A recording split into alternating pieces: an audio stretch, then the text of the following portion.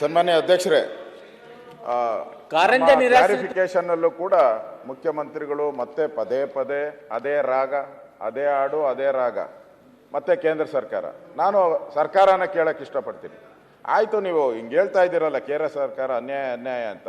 ಹಿಂದೆ ಮನಮೋಹನ್ ಸಿಂಗ್ ಅವರು 10 ವರ್ಷ ಇದ್ರಲ್ಲ, ಏನೇನು ಕೊಟ್ಟಿದ್ದಾರೆ? ಎಷ್ಟು ಪರ್ಸೆಂಟೇಜು ನಮಗೆ ಕೇಂದ್ರ ಸರ್ಕಾರದ ಹಣಗಳು ಎಷ್ಟು ಪರ್ಸೆಂಟೇಜ್ ನಮ್ಗೆ ಬಂದಿದೆ? ಬೇರೆ ರಾಜ್ಯಕ್ಕೆ ಎಷ್ಟು ಹೋಗಿದೆ, ನಮ್ಮ ರಾಜ್ಯಕ್ಕೆ ಎಷ್ಟು? ಅದನ್ನು ಬಿಡುಗಡೆ ಮಾಡಲಿ, ಅದನ್ನು ಬಿಡುಗಡೆ ಮಾಡಿ.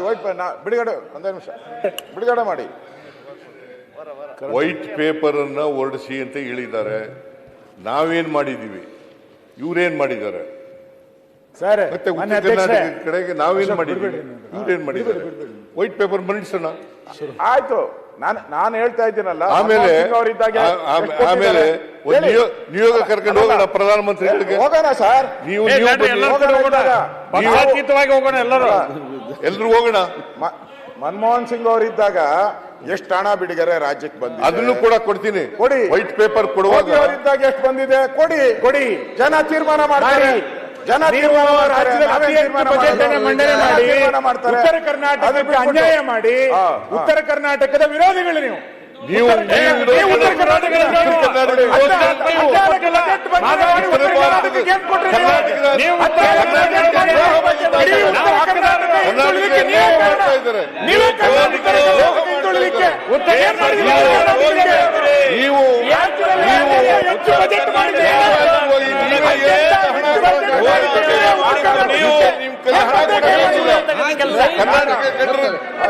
ಮಲ್ತಾಯಿ ಧೋರಣೆ ನಿಮ್ದು. ಮಲ್ತಾಯಿ ಧೋರಣೆ ಭಾಷಣ ಮಾಡೋದು ಎದ್ದು ಹೋಗೋದು ಅಷ್ಟೇ. ಒಂದೇ ಒಂದು ಅನುಷ್ಠಾನ ಮಾಡಲಿಲ್ಲ. ಮಾಡಕ್ಕಾಗಲ್ಲ.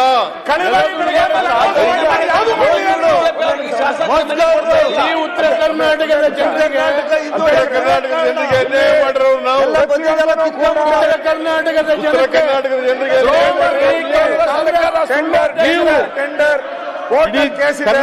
ಅನ್ಯಾಯ ಮಾಡಿರೋರು ಸಿಎಂ ಅವರು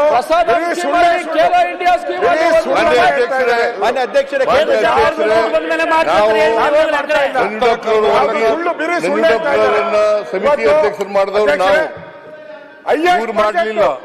ಮುಖ್ಯಮಂತ್ರಿಗಳು ಅದಾದ್ಮೇಲೆ 5 ವರ್ಷ ಇವ್ರೇನು ಮಾಡಲಿಲ್ಲ. ಹೈಯೆಸ್ಟ್ ಬಡ್ಜೆಟ್ ಮಂಡನೆ ಮಾಡಿ ಉತ್ತರ ಕರ್ನಾಟಕ ಏನು ಆಗಿಲ್ಲ ಅಂದ್ರೆ ಇದು ಇವ್ರ ಫೇಲ್ಯೂರ್. ಬಡ್ಜೆಟ್ ಮಂಡನೆ ಮಾಡಿದ್ದಾರೆ. ಕೇಂದ್ರ ಸರ್ಕಾರದಿಂದ ಏನು ಕೊಡ್ತಾ ಇಲ್ಲ. ಉತ್ತರ ಕರ್ನಾಟಕ ಅನ್ಯಾಯ ಆಗಿದ್ರೆ ಇವರಿಂದಾನೇ ಅನ್ಯಾಯ ಆಗಿರೋದು. ಇವರಿಂದ ರಾಜೀನಾಮೆ ಕೊಡ್ಬೇಕು. ಯಾಕೆಂದ್ರೆ ಏನು ಉದ್ಧಾರ ಮಾಡಲಿಲ್ಲ. ಬರೀ ಕೇಂದ್ರ ಸರ್ಕಾರ ಹೇಳಿದೆ ಇಷ್ಟೆಲ್ಲ ಬಡ್ಜೆಟ್ ಮಂಡನೆ ಮಾಡಿ ಏನು ಆಗಿಲ್ಲ ಅಂತ ಹೇಳಿದ್ರೆ ಇವರು ರಾಜೀನಾಮೆ. ರೈತರ ದ್ರೋಹಿಗಳು, ಉತ್ತರ ಕರ್ನಾಟಕದ ದ್ರೋಹಿಗಳು. ಇವರು ವಾಕೌಟ್ ಮಾಡಬೇಕು ಅಂತ ಮಾಡ್ಕೊಂಡಿದ್ದಾರೆ. ಅದಕ್ಕೋಸ್ಕರ ಮಾತಾಡ್ತಾ ಇದ್ದಾರೆ. ಉತ್ತರ ಕರ್ನಾಟಕಕ್ಕೆ ಅನ್ಯಾಯ ಮಾಡಿರ್ತಕ್ಕಂಥ ಉತ್ತರ ಕರ್ನಾಟಕದ ದ್ರೋಹಿಗಳು ಇವರು. 11 ವರ್ಷ ಅಧಿಕಾರದಲ್ಲಿದ್ದು ಏನು ಮಾಡಲಿಲ್ಲ. ಪ್ರೊಫೆಸರ್ ಗೋವಿಂದರಾವ್ ಕಮಿಟಿ ಮಾಡಿದವರು ನಾವು, ನಂಜುಂಡಪ್ಪ ವರದಿ ಕಮಿಟಿ ಮಾಡಿದವರು ನಾವು, ಅದನ್ನು ಜಾರಿ ಮಾಡಿದವರು ನಾವು. ಇವರೇನು ಮಾಡಲಿಲ್ಲ. ಬರೀ ಬಿಜೆಪಿಗೆ ಮಹದಾಯಿ ಯೋಜನೆ, ವಿರೋಧಿ ಬಿಜೆಪಿಗೆ, ಉತ್ತರ ಕರ್ನಾಟಕ ವಿರೋಧಿ ಬಿಜೆಪಿಗೆ, ತೀರ್ಮಾನ ಕರ್ನಾಟಕ ವಿರೋಧಿ ಬಿಜೆಪಿಗೆ. ಇವತ್ತವರೆಗೆ ಕೊಡಕ್ಕಾಗ್ಲಿಲ್ಲ ಅವ್ರಿಗೆ. ಅದಕ್ಕೆ ಕೊಡಕ್ಕಾಗಲಿಲ್ಲ. ಎನ್ವೈರನ್ಮೆಂಟ್ ಕ್ಲಿಯರೆನ್ಸ್ ಕೊಡಕ್ಕಾಗಲಿಲ್ಲ. ಗೆಜೆಟ್ ನೋಟಿಫಿಕೇಶನ್ ಆಗಿಲ್ಲ.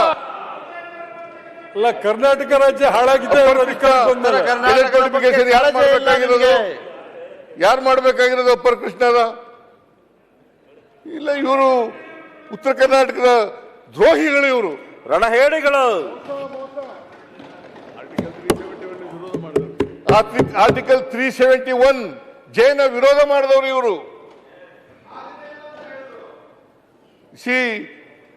ಅದ್ವಾನಿಯವರು ನವೆಂಬರ್ 2002 ಮುಖ್ಯಮಂತ್ರಿಗಳು ಪತ್ರ ಬರೆದರು, ಎಸ್.ಎಂ. ಕೃಷ್ಣ ಅವರು. ಅದಕ್ಕೆ 371 ಜೆ ಮಾಡಕ್ಕಾಗಲ್ಲ, ಸಂವಿಧಾನ ಜಾರಿ ಮಾಡಕ್ಕಾಗಲ್ಲ, ಬೇರೆ ರಾಜ್ಯಗಳು ಕೂಡ ಕೇಳ್ತವೆ ಅಂತೇಳಿ ಮಾಡಿದವರು ಇವರು. ಯಾರು ಅನ್ಯಾಯ ಮಾಡಿರೋರು? ಉತ್ತರ ಕರ್ನಾಟಕಕ್ಕೆ ದ್ರೋಹ ಮಾಡಿದವರು ಇವರು, ಅನ್ಯಾಯ ಮಾಡಿದವರು ಇವರು. ಮನಮೋಹನ್ ಸಿಂಗ್ ರವರು 371J ಸಂವಿಧಾನವನ್ನು ತಿದ್ದುಪಡಿ ಮಾಡಿ ಅದನ್ನು ನಾವು ಕೊಟ್ಟರು. ನಾವು ಅದಾದ್ಮೇಲೆ 371J ಮಾಡಿದ್ರು. ಇಲ್ಲೇ ಇವರು ಇಲ್ಲೇ ಇದ್ದಾರೆ, ಎಚ್ ಕೆ ಪಾಟೀಲ್ ಇಲ್ಲೇ ಇದ್ದಾರೆ, ಇವರೇ ಸಮಿತಿ ಅಧ್ಯಕ್ಷರಾಗಿದ್ರು. ಇವ್ರ ಶಿಫಾರಸನ್ನ ನಾವು ಯಥಾವತ್ತಾಗಿ ಜಾರಿ ಮಾಡೋದು. ಇವ್ರಿಗೆ ಯಾವ ನೈತಿಕತೆ ಇದೆ? ಬಿಜೆಪಿ ಅವರಿಗೆ ಕಾಂಗ್ರೆಸ್ ಬಗ್ಗೆ ಮಾತಾಡಕ್ಕೆ, ಉತ್ತರ ಕರ್ನಾಟಕದ ಬಗ್ಗೆ ಮಾತಾಡಕ್ಕೆ ಯಾವ ನೈತಿಕತೆ ಇದೆ ಇವರಿಗೆ? ನೈತಿಕತೆಯನ್ನು ಕಳ್ಕೊಂಡಿದ್ದಾರೆ ಇವರು.